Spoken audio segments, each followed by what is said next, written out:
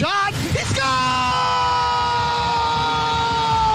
And the Ballers win! Helena is no longer undefeated! I'm not superstitious, but I am a little stitious. Barons win! Barons win! Cody Jansen stopped 92 out of 95 shots, including a penalty shot in overtime. Somehow he still only wound up the third star of the game. You like that? Jansen has a heart. You're smoking crack!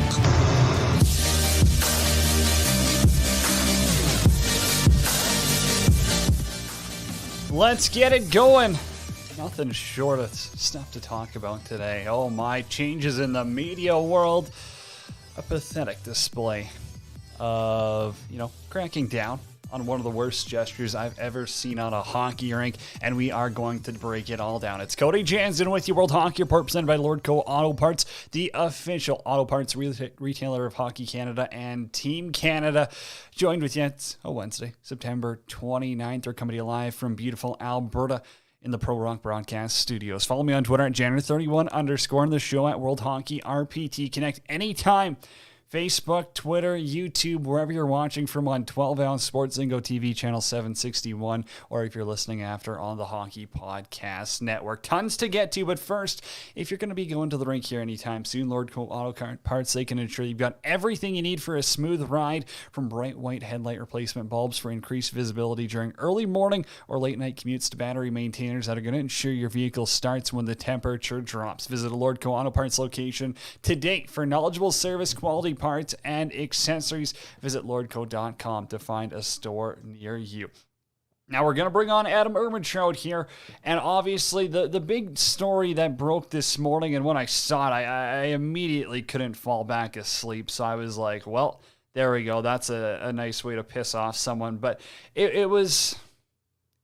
talked about it yesterday. It's a disgusting gesture by Andrei Deniskin out of the Ukrainian Hockey League, and what he gets for it is a 3-game suspension plus either an extra 10 games or he can pay off an $1,800 fine. And this was handed out by the Ukrainian Hockey League. The IIHF obviously governs them. The IIHF has yet to step in other than saying they stand by the Ukrainian Hockey League's decision. So I got to bring on Adam Ermentrout to give his thoughts. What did you think when you saw that this morning?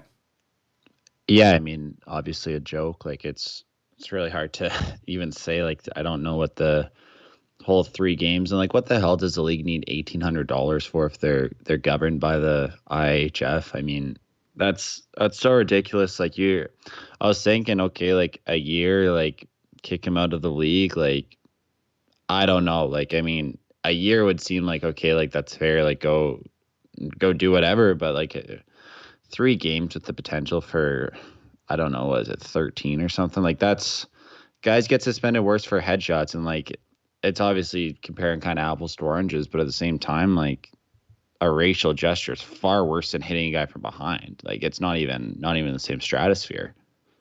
To be blunt, and put on your earmuffs, it's fucking embarrassing. And I tweeted out that picture that IIHF put out, and they just elected a new council. You got Luke Tardif, who's now the president. He's taken over for Renee Fassel.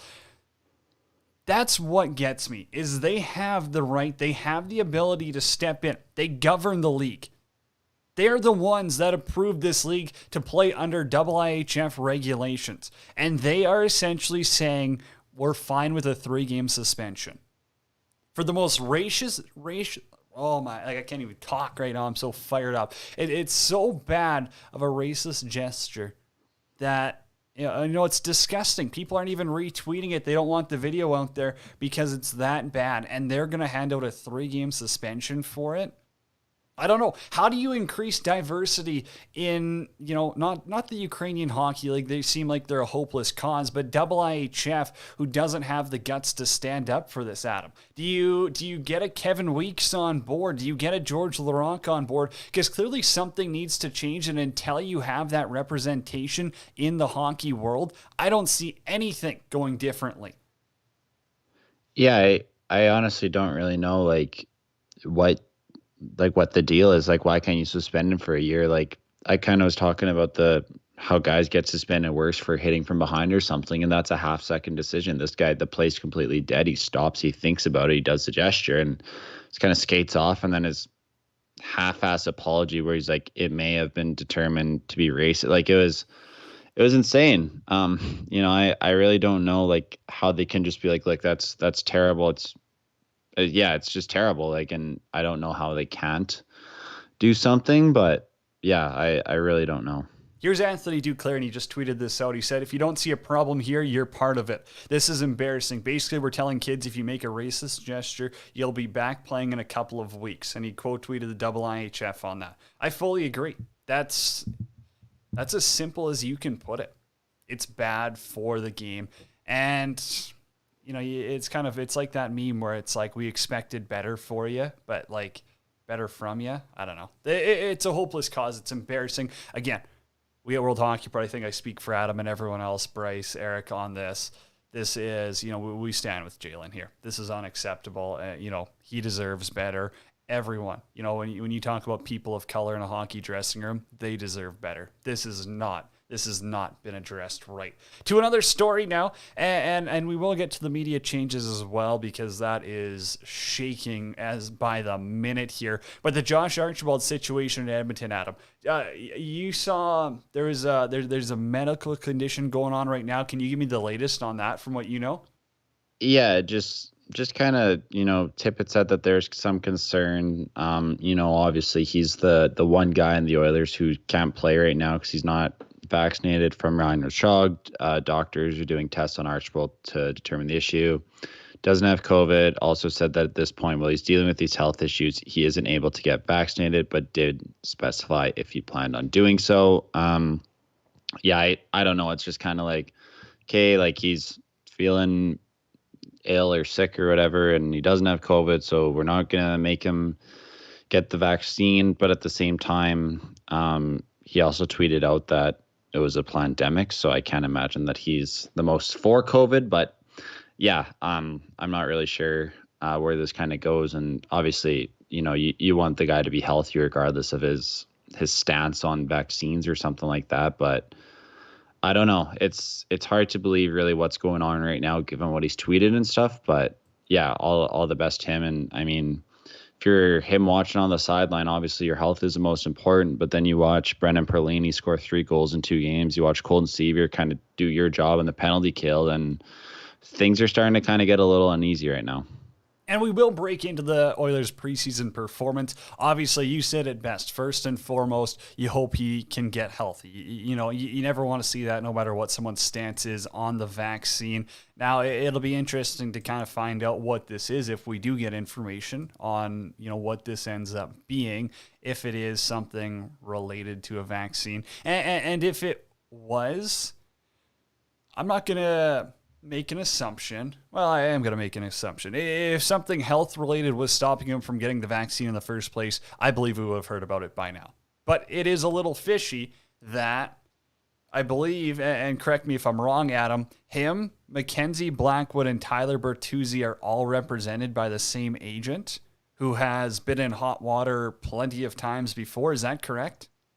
I did not see that, but I'll tell you in a second here. Okay, well, you do that research, and I'll keep rambling on, because for Josh Archibald, number one, you want to get healthy. From the Oilers' perspective, this is something that they didn't want to be a storyline coming into the season, and now they're having to deal with it. I don't know the whole ins and outs of the IR. Obviously, Alex Stalock is one that's likely going to be on there. Is Archibald, is his salary going to count against? Is, this going to be enough to put him on the IR?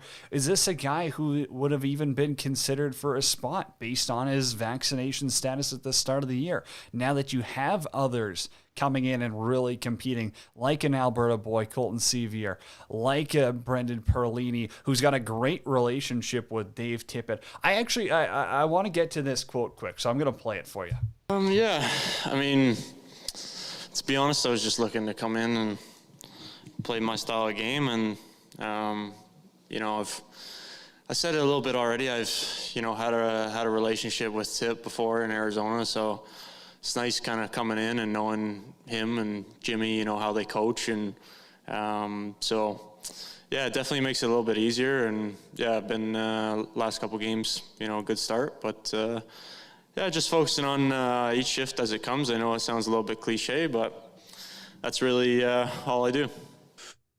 That's Brendan Perlini right there. He talks about how he's got that relationship with Tippett, and he feels comfortable coming into this situation, just to the point where he wants to earn another spot in the NHL. He wants another chance. He wants to prove he can stick in the league again. And if that's the case, if that's his mentality, I hope he does find himself on the third or fourth line with the Oilers. I really do. Also, Eric corrected, and Adam did as well during that clip. So it's Ronaldo, Bertuzzi, and Blackwood. They're all represented by the same agent. Adam, who is that again? Sorry? Todd Reynolds, who also represents Zach Hyman.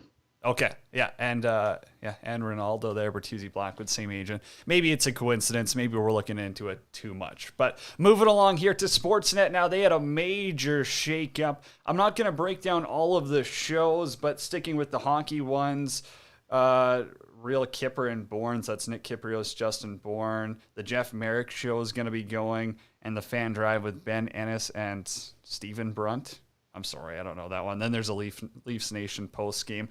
Here's the thing that pisses me off, and I tweeted this out, is that these companies, these corporations, this is so pathetic that they got $240 million to split between three companies. That's Rogers, Bell, and TELUS. So quick math, I am not quick math at all, but that seems like it's 75 plus, maybe $80 million. 80 million. Good math, Adam. You're on the ball. So they got $80 million from the wage subsidy program this year, basically to help keep people employed, and they pull this shit? That's incredibly frustrating. That's pathetic. That's embarrassing. That is so bad. That's such a bad look on the media. There's so many good people out of a job because these corporations took this money and they stuffed it elsewhere, not in their employees, not to keep people employed during a pandemic that we're all battling to get through. Nope, they decided to take the easy route. They flipped the switch. They got rid of them on a whim. And, it's embarrassing because you got Sportsnet people who are chirping TSN for how they handled things in Vancouver and elsewhere. And now Sportsnet does the exact same. Give your head a shake. It's just madness at this point. Yeah, I don't really know what to say. Like, it seems like Sportsnet's kind of all in on, I don't know, 5 or 6 guys. And I mean, to me on the outside, it kind of looks like they weren't really happy with Nick Kyprios taking some of their market share. So they kind of brought him back. And I mean, we had him on our show. What market share? We got better numbers than him. He comes on our show as a guest. He's got terrible audio. He's moping around. You can't tell me, and I get it. He's a name. He's a personality. They think that they're going to shake it up. But that's no excuse. No, it's not. And I mean, he came on our show and he has this professionally done show and he's walking around on FaceTime with no Wi-Fi apparently. But yeah, I don't really know. Like, it seems Sportsnet's kind of in on their whole national thing, but outside of Ontario, people just despise Sportsnet. Like, Vancouver people despise Sportsnet. Like, you kind of go, it's funny, every Saturday night, the Leafs play in Vancouver. Every single year, they play their early game. So it's like 4 o'clock in Vancouver. People are going crazy. And they kind of have this, like, I don't want to say like New York-Boston rivalry, but it's kind of like we're the two biggest cities here. We're the two furthest away, that type of thing. So, yeah, I mean, you replace an All Canucks show. And by all accounts, Canucks radio does really well. with a national show that you could get pretty much anywhere. And I mean, what's your market share in Vancouver going to be? Probably not what it would be if they're talking about the Leafs, and if Michael Bunting's going to get a spot, or if David Comps is going to win the fourth line center job. It's so absurd. And I really hope, obviously, that, people do. I believe they are going to keep localized morning shows on board. I really hope that many people aren't out of jobs. It's frustrating, and I hope they're able to keep local hockey broadcasts. But all this syndicated shit is getting so old. It is. It's literally the same stuff over and over, and it's such an easy route to take. Like, I would be shocked. I would be very shocked if you're going to tell me that Jays Talk is getting better numbers in Vancouver than one of their actual Canuck-centric shows.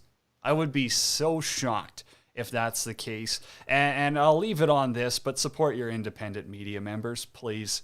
Do it. I don't care. I mean, Canucks Convo is the absolute best when it comes to Vancouver Canucks content in my mind, but there's also a lot of great shows. There's a lot of great people doing things on their own because of situations in the media world. Please just support them.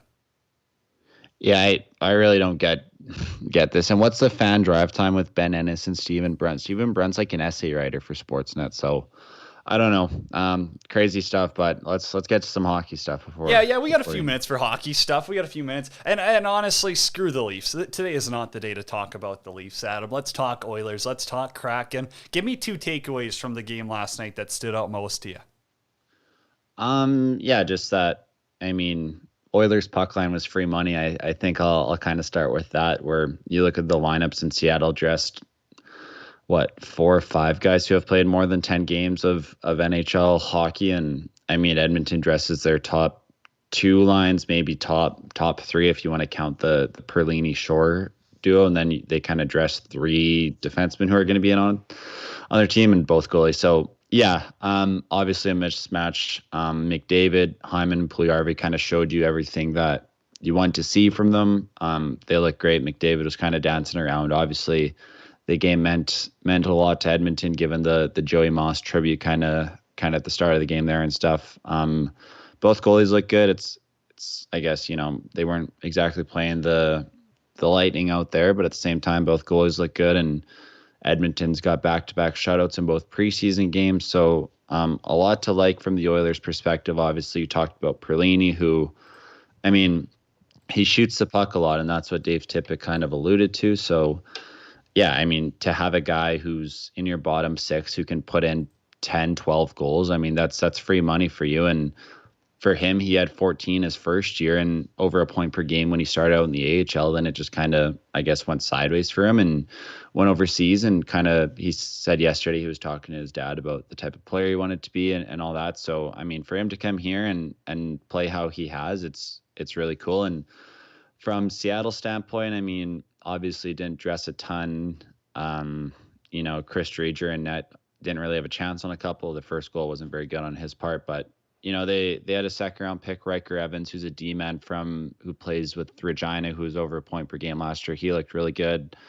I'm not going to be biased, but I am. Cole Lind, obviously, his first action with Seattle, he looked pretty good too. Stud. And I mean, Morgan Geekie as well, kind of coming over from Carolina. So Seattle's got some pieces. I mean, they dressed kind of Brandon Tanev and Riley Sheahan against McDavid line, which didn't go too good for them. But it's kind of hard to say when you're playing a team of basically the Oilers versus not really Seattle. So yeah, it's an American League team and bubble players. That's kind of what it is, right? You've got your depth players. That's not the same Seattle team they're going to see in the regular season, so you can't put that much weight on it. Now, have you seen much of the Flames in the preseason? You got a thought or two on them?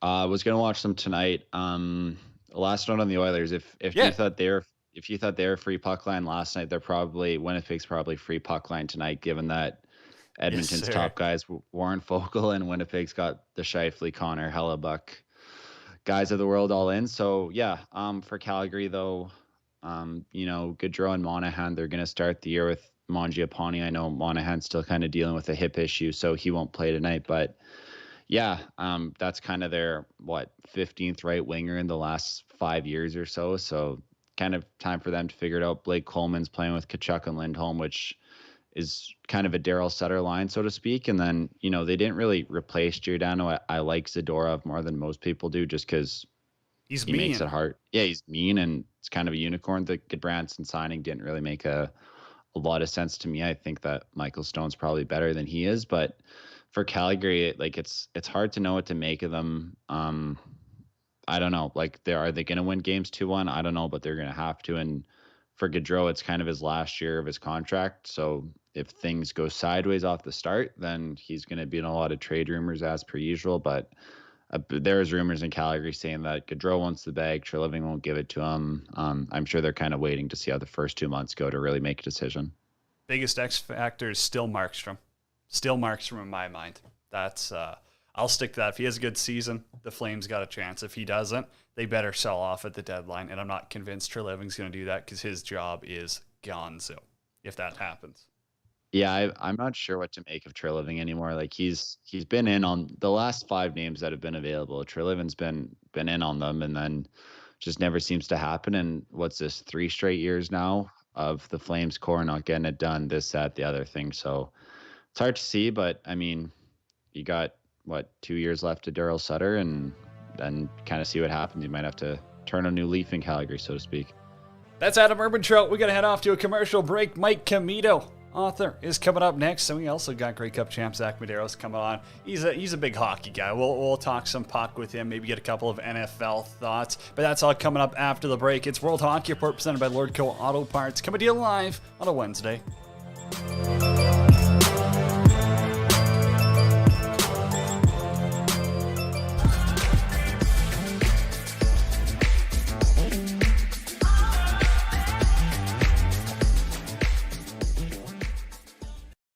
Sports Travel Tours is the official tour supplier for the Spengler Cup Ice Hockey Tournament in Switzerland. Nestled amongst the stunning Swiss Alps is the exclusive resort of Davos. This December, teams from all around the world will compete in the world's oldest invitational hockey tournament, the Spengler Cup. Sports Travel Tours packages include incredible hotels, amazing tickets, and a New Year's Eve party in the mountains to remember. Check out sportstraveltours.com today. Week 3 of football is in the books, and now it's time to review the tape and get ready for Week 4 with DraftKings Sportsbook, an official sports betting partner of the NFL. To kick off another action-packed week, DraftKings is giving new customers $150 instantly when they bet $1 on any football game. Listen up, because you don't want to miss this. Head to DraftKings Sportsbook app now, place a bet of $1 on any game this week to receive $150 in free bets instantly. DraftKings is giving all new customers a free shot at $1 million in total prizes with their first deposit. Download the DraftKings Sportsbook app now and use promo code THPN to receive $150 in free bets when you place a $1 bet on any football game. That's promo code THPN this week at the DraftKings Sportsbook, an official sports betting partner of the NFL. Must be 21 years or older in New Jersey, Indiana, and Pennsylvania only. New customers only. Minimum $5 deposit and $1 wager required, one per customer. Restrictions apply. See DraftKings.com/sportsbook for details. Gambling problem? Call 1-800-GAMBLER or in Indiana, 1-800-9-WITH-IT.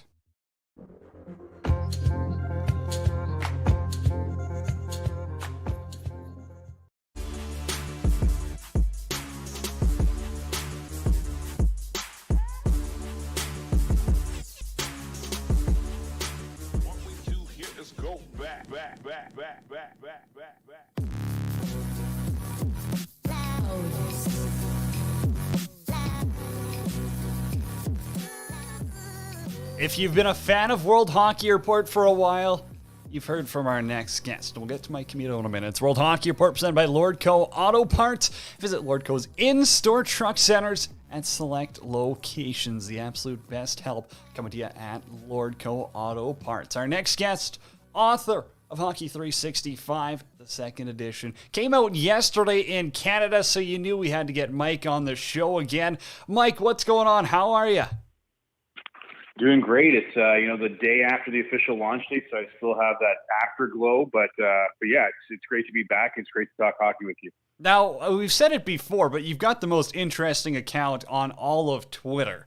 And if people want to follow you, it's just at Mike Commito. That's Commito with 2 M's, 1 T. I've messed it up before, so I'll just give the clarification out there. But you've got the Hockey 365 series. It's Dundurn Press who helps you put it out at least. Let's talk about that. How much work went into this second edition? Because I know with the first one, you said you had a pretty quick turnaround time. So I want to know how this second one went for you.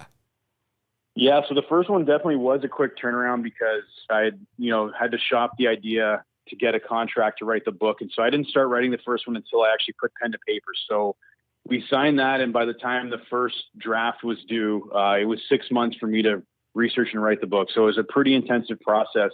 With the second book, because I had obviously learned, just how intense it was to try to get that first draft of the manuscript together, I kind of gave myself a little bit more time. I started writing the book last summer, just kind of on my own without talking to the publisher, just to see if I had the appetite to do it all over again.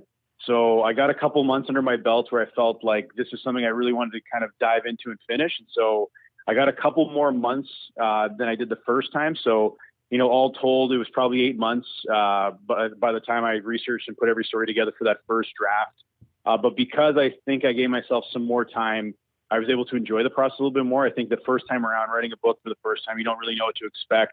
You obviously want to make your deadlines. You want to make the publisher happy, but you want to make sure that you're taking enough time and care to research and write as thoroughly as you can. But this time around, I think I was able to kind of take a step back and kind of, enjoy the research process, which is arguably the most fun, but also enjoy the writing, doing it in the summer. Obviously, it wasn't something I planned to do in the pandemic, but I think the timing worked out well, given the, all the breaks that we had from hockey and watching sports, that it kind of filled up a lot of those voids.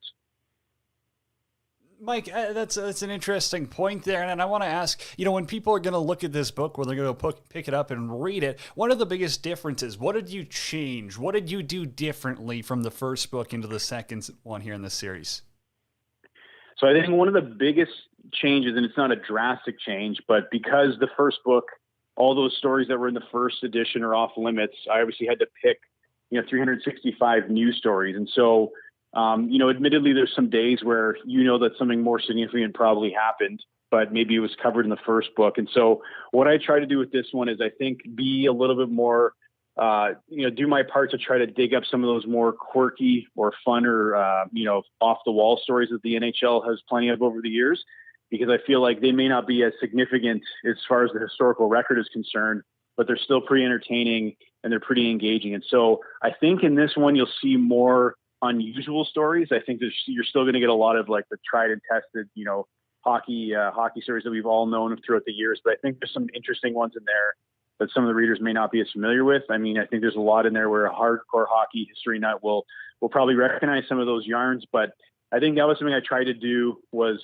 to try to bring some of those stories into the fold, versus in the first book where I think I took a more, not traditional approach, but I think I touched on a lot of the, a lot of the stories that I think have been part of like hockey lore over the years. So I think that's a big one as well. I think for me personally, I've been more confident in my writing. Obviously the first book was written, over 3 years ago. So I think I've just become a better writer in that time. And I think I've been more confident in my voice. So I've included myself in a few of the stories just because I think that whatever fan of whatever team you are, when you think back to hockey history moments, you're usually thinking about like where you were when that happened, who you were with that night, what it meant to you personally. And so I've done a little bit of that, not a ton of it, but a little bit of that, because I know that when people are reading the book, they're often doing the same and thinking back to where were they when that happened.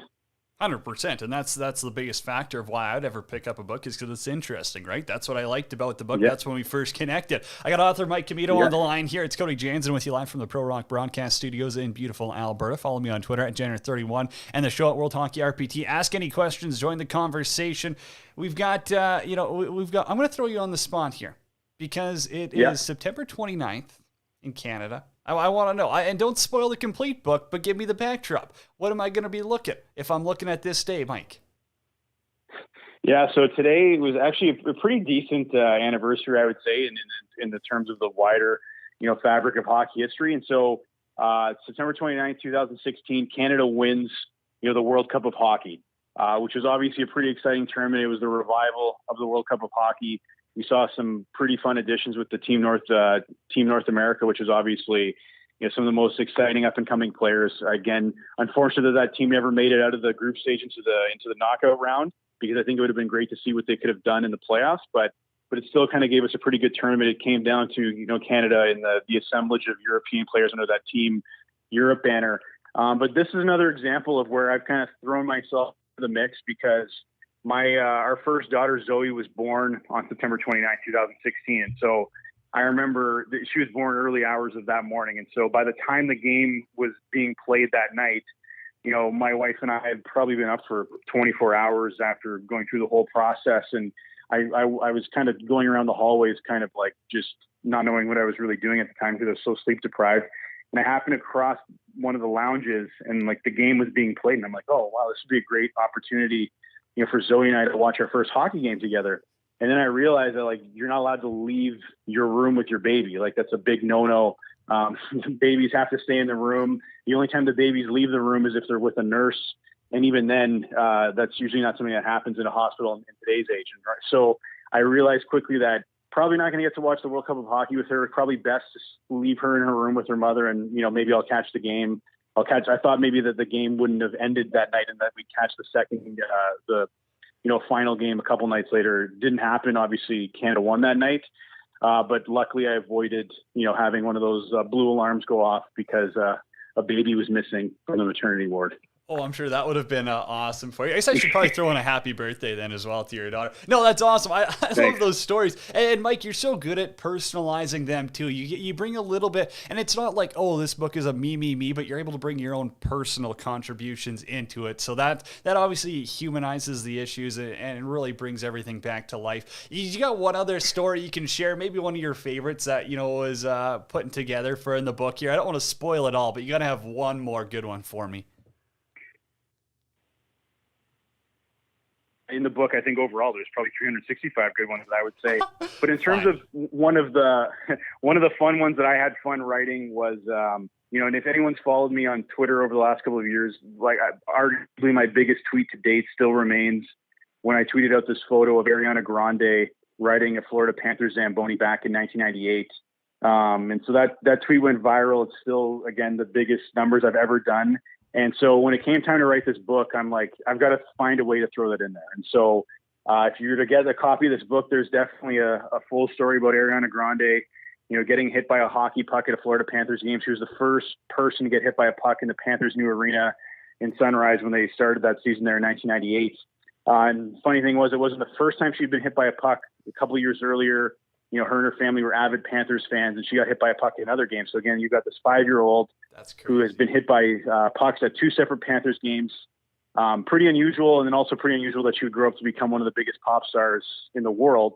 The story was fun for me because it kind of ties back to that tweet, but also I tried to use as many Ariana Grande song titles in the story. So if you read it and it sounds clunky, it's probably because I was doing some English gymnastics trying to fit in the song titles to make it work with the narrative. So it's probably not the best written story, but it's a good one there because I think I've done a decent job at trying to incorporate some of those song titles into the sentences I would have had otherwise.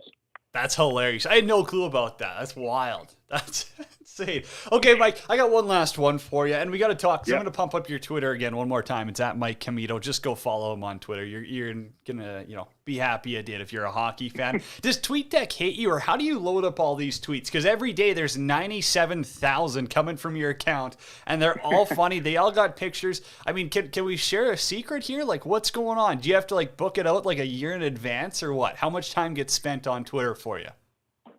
Yeah, so once upon a time I used to do them live, and then I realized quickly that's probably a good way to get fired if I'm on my phone all day at work, trying to tweet out daily hockey moments. So I picked up, scheduling things like TweetDeck does a really good job at that. So that's honestly what I do. So probably every week or so I spend a good, few hours just kind of getting things loaded up so that it's ready to go. And I think over the years, I'm drawing from the archives of my tweets, trying to pull the best ones that I tweet out that day a year ago. But obviously with everything kind of changing in hockey from season to season, I'm always trying to add new stuff so that it's not just the same tweets every year. Obviously you have to update the account, but yeah, basically I think scheduling them is a lifesaver for me because, going into meetings with clients and other folks, if you had to pause the meeting, we could have to send out this tweet about Wayne Gretzky. Probably not going to go over too well. So, that way I can go to meetings and do everything else, but still, get those hockey history facts out there into the ether. Mike, you're the best. Hey, one hot take from you. Who's going to go further in the playoffs this year, the Leafs or the Oilers?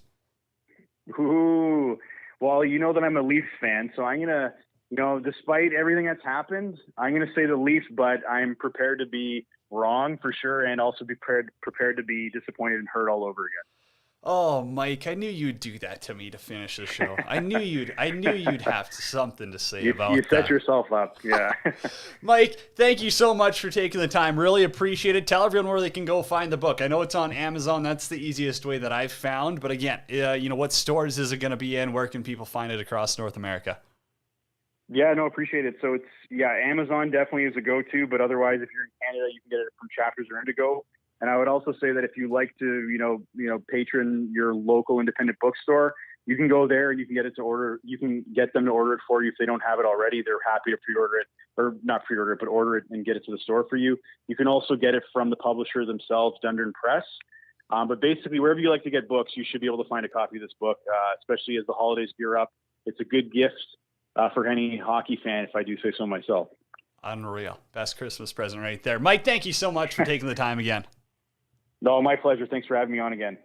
Mike Commito right there, author of Hockey 365. Great book. Go check it out for sure. You're not going to be disappointed. As he said, what an awesome Christmas gift. I'm telling you, if you like little stories and shorter stories here, this is what I'm saying, is that I can't sit down. I'm not going to read Harry Potter, Star Wars, Star Trek, whatever those long books are that are just an absolute nonsense. No, give me short stories, give me interesting stories, and give me something new every day. Hockey 365 does that. Again, Mike's just the best. That's why we have him on the show. I mean, he's an awesome storyteller. There's no chance anyone watching, and if you did, join the conversation, shout us out in the comments. There's no chance you knew Ariana Grande was hit by a hockey puck twice.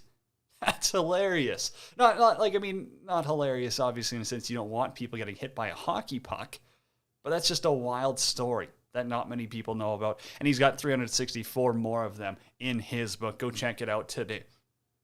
So after the break, we are going to get to, some more hockey talk, some more up-to-date hockey talk, and I guarantee you we're going to be talking Flyers with Grey Cup champion Zach Medeiros. Going to be hopping on the show. I've also got a Hyman clip. Maybe I'll play the Hyman clip right now because I thought this was interesting coming out of, a preseason game, one of his first chances to play with some of the big guns in McDavid and Puljujarvi, and here's what he had to say about that. Yeah, I mean, it's only been one game, so it's kind of a harder question to answer. But, I played against him a lot, and obviously his speed and his ability to generate offense whenever he gets the puck. When it's a one-on-one situation, you can kind of beat a guy wide, and then all of a sudden it's a 2-on-1 and create space for his line mates. So, it was fun to play with him tonight, and I think as we play more, we'll kind of figure out each other's tendencies and whatnot. But I thought it was a good start, and I thought Jesse was great, and he just hounds the puck, so it's great. It's fun to play with him too. That's what he thinks of his line mates. That's a very not bold statement, but it's telling. When after the game he goes, "Yeah, we know what Connor McDavid can bring, but also let's talk about JP for a bit here." Let's talk about how good he is. Let's talk about how he's developed and how we're going to click as a line this year. That's not him just being like, I felt good. Connor McDavid, obviously great. He's got actual care. He's got actual consideration, and he understands how effective this line can be. This is the deepest Oilers forward group we have seen in years. And now with the addition of Zach Hyman, I'm telling you, I'm not going to overreact after one preseason game, but put them on watch. Not saying Olympic team, though. Not going to go that far yet. Hey, we got to take a quick break here. When we come back, we are going to be joined. Maybe we'll talk some football. We can get some Bears talk in there as well. It'll be Zach Medeiros joining us on World Hockey Reports presented by Lordco Auto Parts.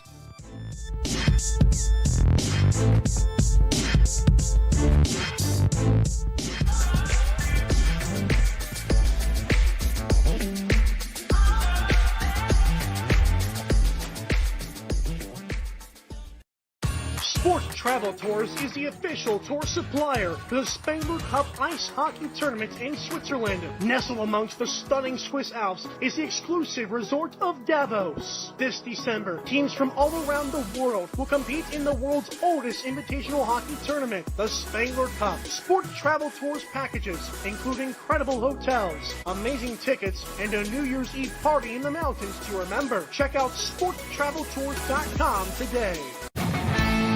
Week 3 of football is in the books, and now it's time to review the tape and get ready for Week 4 with DraftKings Sportsbook, an official sports betting partner of the NFL. To kick off another action-packed week, DraftKings is giving new customers $150 instantly when they bet $1 on any football game. Listen up, because you don't want to miss this. Head to DraftKings Sportsbook app now, place a bet of $1 on any game this week to receive $150 in free bets instantly. DraftKings is giving all new customers a free shot at $1 million in total prizes with their first deposit. Download the DraftKings Sportsbook app now and use promo code THPN to receive $150 in free bets when you place a $1 bet on any football game. That's promo code THPN this week at the DraftKings Sportsbook, an official sports betting partner of the NFL. Must be 21 years or older in New Jersey, Indiana, and Pennsylvania only. New customers only. Minimum $5 deposit and $1 wager required, one per customer. Restrictions apply. See DraftKings.com/sportsbook for details. Gambling problem? Call 1-800-GAMBLER or in Indiana, 1-800-9-WITH-IT.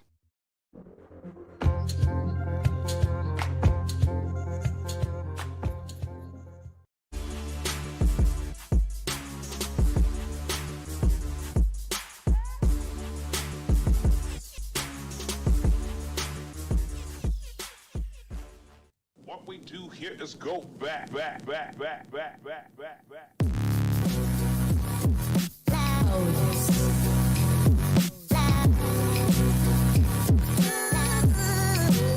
Let's go. We got one more segment to get to. Today it's a Wednesday and it's World Hockey Report presented by Lordco Auto Parts. Find a store near you at lordco.com.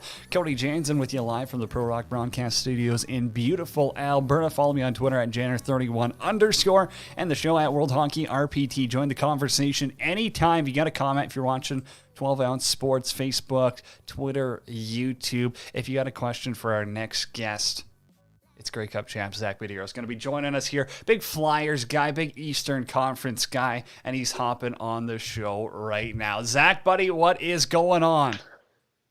Oh, buddy, I think just long overdue. It's my first appearance on the World Hockey Report, so it's been a long time coming, but you know what? Finally made it, so I'm happy to be on here. It was forced, but just let me know when you send that e-transfer, okay? Zach, we gotta dive in because I know you're a Flyers guy. I know you want to pump the tires. And let's start with the goaltending. What do you think we're going to see from Carter Hart this season? Because I'm still bullish on him. I still think he, could be one of the best Canadian goaltenders in a few years here, but he needs a bounce-back season. Do you think it's going to happen pretty instantaneously? Do you think maybe it'll take, 20, 30 games? Or do you think it's another off year potentially for him? Yeah, so I'll answer the first part of that question. So I think last year I was a big gung-ho about the Flyers, given their play in the bubble and how far they made it. I think a lot of teams had them at the top of the board as a contender, honestly, to be in the mix to win the Cup last year. And we all know how that turned out. So after that season, I think they needed to kind of revamp the roster and make some changes, especially for some core guys who've been there for a while. You obviously saw the likings of Shane Gostisbehere being moved on, Jake Voracek to say another one there. But and then, you insert a guy like Ryan Ellis, Cam Atkinson, right? Risk alignment, which can be a wild card. I still think that they gave up a lot to get that guy, but he's a big dude. He adds a bit, he's a bit bullish back there. The question is how reliable is he going to be in his back end, right? So we'll see. So the makeup of the roster, I think it's improved.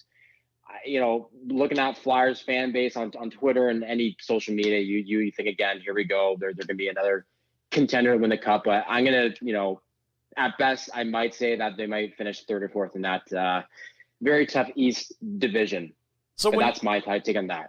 So when you look at this new look defense, where do you think that they have potentially downgraded? What scares you about some of these new additions? The lack of chemistry a little bit, obviously, and that obviously comes with time. So going into the season, I know there's probably going to be a few growing pains in terms of, just kind of sorting out each pairing, right? I think right now they're really trying to hammer home Provorov with Ellis, which it kind of makes sense. You have a left-handed guy and a right-handed guy on their respected sides there. But the one I'm most curious about is how is Ristolainen going to fit in with Travis Sanheim? Because I think both those guys, even though Sanheim got a great deal where I think he had a very, he was a -22 last season. And, by his standard was a down year, avoiding arbitration and still got paid over $5 million a year when I thought maybe he should have got 2 or 3. So it'll be interesting to see how that pairing shakes out. And then what scares me a little bit is their depth. Keith Yandel and Justin Braun, I think is going to be that third pairing right now. We'll see how that shakes out. Obviously, they brought in Yandel to kind of help out drive one of their power plays, whether that's the first or second unit. But we'll see. I mean, I like their team right now, but if anything scares me, it's the depth on their back end and bringing a guy like Yandel, who's not a shutdown guy by any means, but again, he can drive the power play. But we'll see how that turns out. In terms of Carter Hart, go ahead. Oh, I was going to say, now let's go down the highway and talk about Ron Hextall, Brian Burke, and Pittsburgh. They seem to be in a little bit of shambles, but considering the rivalry that Pittsburgh and Philly have had, you think the Flyers are a better team than the Pens right now? Yeah, I think so. I mean, I think that's honestly an anomaly of what happened with the Pens last year and then finishing first in that conference and making it as far as they did. It's a testament to their coaching and their team. Obviously, they have great leadership. They're well organized, well structured. I just think right now with the pieces they lost, I think they'll be a fringe team. I don't know. Honestly, I also said this last year too, but who knows? But in my opinion, I don't think that they'll make the playoffs, even with Sid and Malkin still there. I mean, they're not getting any younger, right? So I don't think they have enough core pieces around them to really drive the Pens, into the playoffs and to make any noise in the playoffs anyway. I'm going to throw a curveball at you. Do you think Sam Reinhart makes Florida a contender, a serious contender at this point? I don't know. Florida is such a weird team. It seems like they always have a lot of good pieces there. I never take them seriously. I don't know. They're one of those teams that there's always something missing with that roster. And last year, I thought they were loaded. You look at the roster and they bolstered it down the stretch, bringing in a guy like, Sam Bennett from Calgary, right? And then you bring another guy like Brandon Montour from the Sabres to kind of bolster up that roster going into the postseason. And it just, it still wasn't enough. And I think that contract that they also offered Bob is starting to really suffer now. 10 million years. I don't know. It stabbed my eyes out with that contract, right? But, and then they end up having to play a guy like Spencer Knight, this 19, 20-year-old kid, however old he is. Hey, there you go, kid. We're gonna throw you in the postseason as a freshman goaltender. Good luck. So he's it's tough. Honestly, I like the makeup of the roster, but for me, Florida, the Panthers always seem like they're missing something on their roster to really make some noise down the stretch in the postseason. It's interesting. They got one of the best coaches as well. I do still think that Q has what it takes to go the distance, but I do feel they got a couple of holes, and also they're in one of the toughest divisions in all of hockey. Now let's move north of the border to Toronto, because the Leafs, you would have to say they're in win now mode. I mean, Morgan Rielly is going to be expiring, and they're coming into this season with the worst goalie tandem they've had in years, in my opinion. Am I fair in saying that with Mrazek and Campbell? Yeah, I think that's fair. I don't know if they're in win now mode. I mean, some people might think that. What are they waiting for?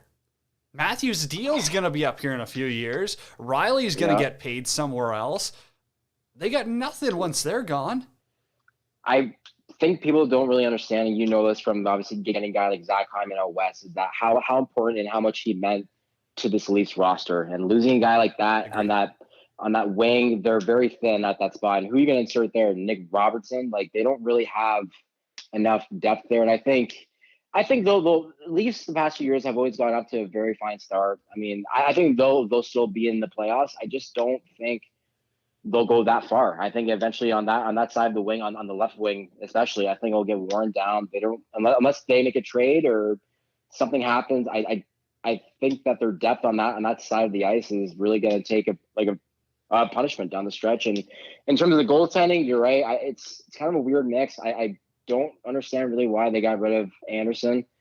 I thought for the most part he did fine with the Leafs. I mean, yes, he did let some back-breaking goals over some playoffs. I get that, but at the same time, the team in front of him wasn't really pulling up their weight either up the ice. So with Mrazek, I mean, you can kind of answer this better than I can. But what I've seen from him, especially from his cup of coffee stay with the Flyers, that he's a very streaky goaltender. I mean, when he's hot, he can be one of the top tier goalies in the league. But again, that's going to wear off, and I've never really seen him play a complete season. That's why he's always part of a goalie by committee team, or they just ride him for 20 games until the cold streak starts, and then someone else takes over for him. So it's going to be interesting to see. I like Jack Campbell will obviously be the guy starting off, but it's going to be interesting how they split their games, from whether it's going to be 60 games for, well, maybe not that many, but 50 games for Campbell, then maybe 25-30 for Mrazek. I'm not really sure how they're going to kind of sort that out, but it'll be interesting down the road.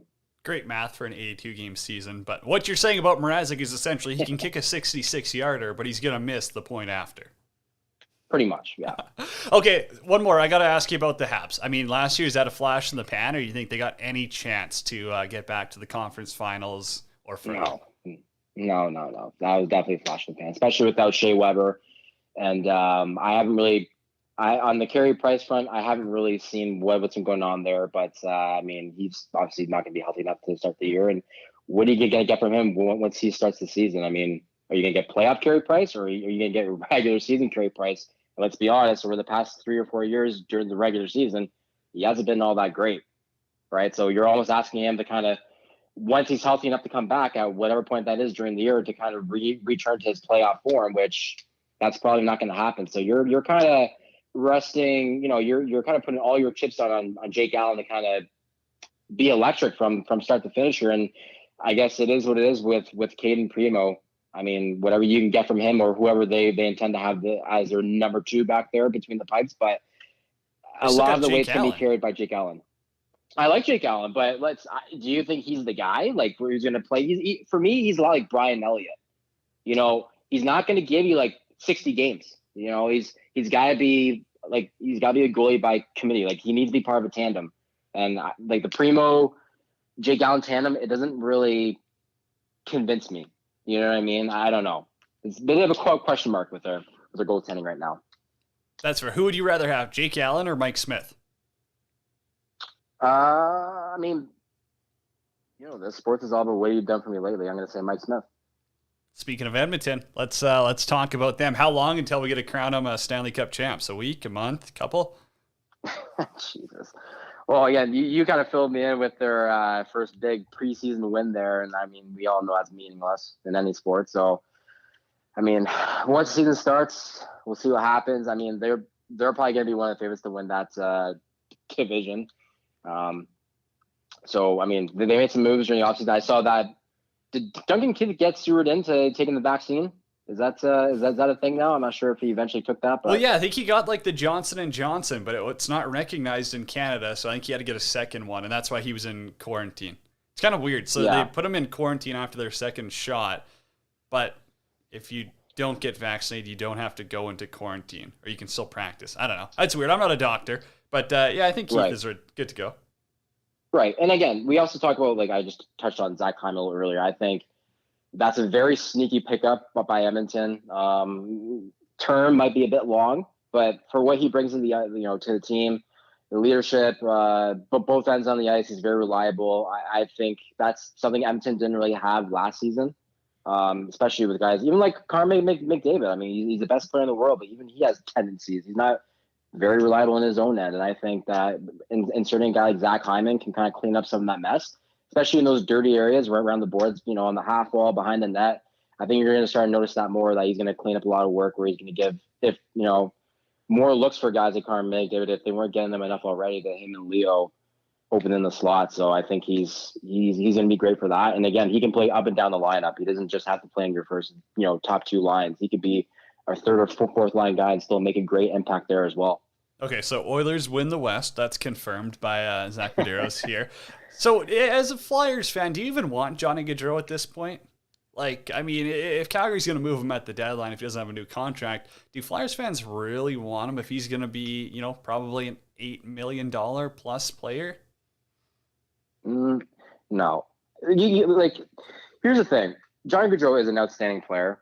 Would I like him? Yes. Would I, I wouldn't be a fan of what we probably had to give up to get him, because I don't think we really need a player like that right now, especially when you look at the players in the pipeline for the Flyers system. I mean, you drafted a guy 2 years ago, and a guy like Tyson Forster, who's project. You look at the shots where he at an NHL level. It's just things without things he's doing without the puck, right? He's got to kind of take notes from a guy like Sean like Coops or a guy like Scott Lawton.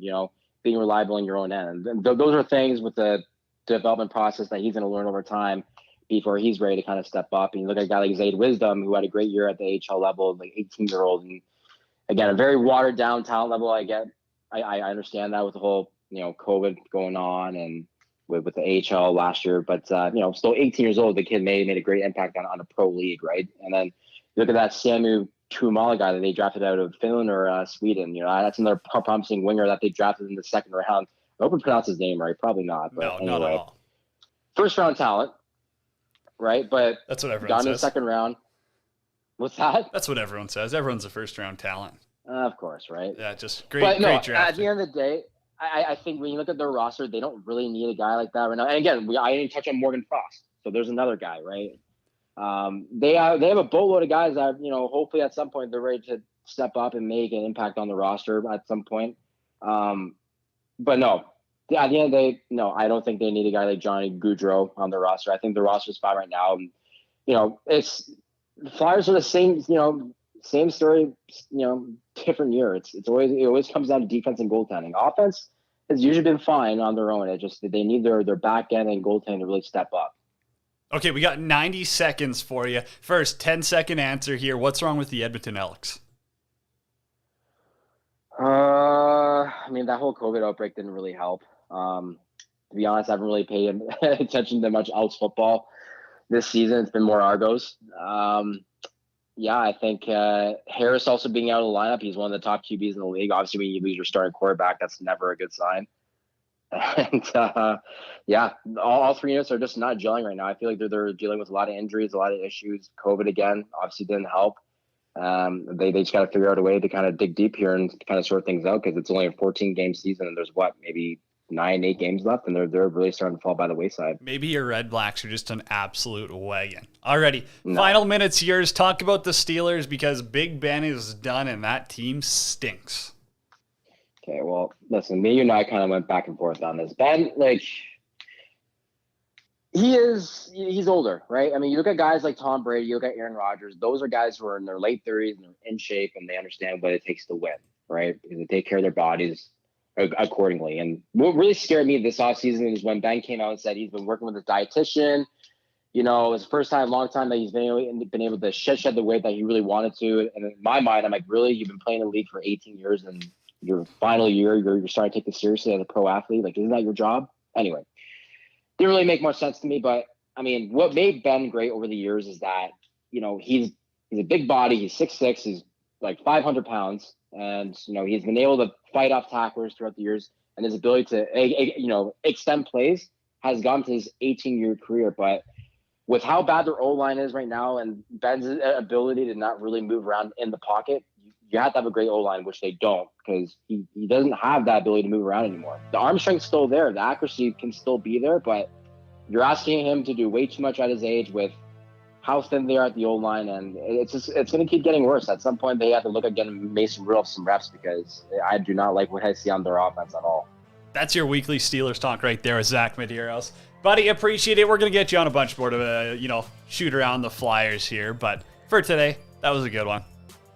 Perfect. Zach Medeiros right there. Let's wrap it up. It's Cody Jansen, World Hockey Report, presented by Lordco Auto Parts. Of course, go check out Sports Travel Tours, Pro Rock Hockey Sticks, and everyone else who supports the show. DraftKings, promo code THPN.